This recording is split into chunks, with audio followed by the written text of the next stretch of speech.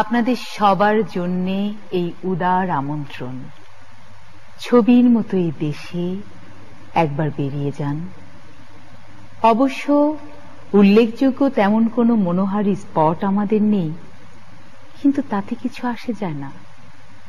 আপনার স্ফীত সঞ্চয় থেকে উপচে পড়া ডলার, মার্ক কিংবা স্টার্লিং এর বিনিময়ে যা পাবেন, ডালাস অথবা মেসফিস অথবা ক্যালিফোর্নিয়া তার তুলনায় শিশুতোষ। আসুন, ছবির মতো এই দেশে একবার বেরিয়ে যান। রঙের এমন ব্যবহার, বিষয়ের এমন তীব্রতা আপনি কোনো শিল্পীর কাজে পাবেন না। বস্তুত শিল্প মানেই নকল নয় কি?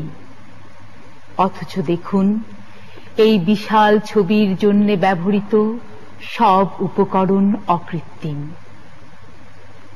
আপনাকে আরো খুলে বলি, এটা অর্থাৎ আমাদের এই দেশ, এবং আমি যার পর্যটন দপ্তরের অন্যতম প্রধান, আপনাদের খুলেই বলি, সম্পূর্ণ নতুন একটি ছবির মতো করে সম্প্রতি সাজানো হয়েছে।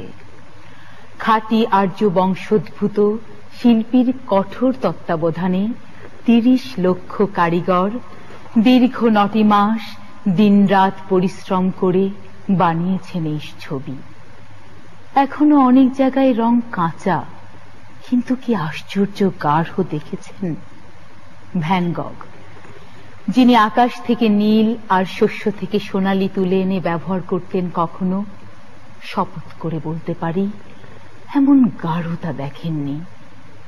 আর দেখুন, এই যে নরমুণ্ডের ক্রমাগত ব্যবহার, ওর ভেতরেও একটা গভীর সাজেশন আছে। আসলে ওটাই এই ছবির, অর্থাৎ ছবির মতো এই দেশের থিম।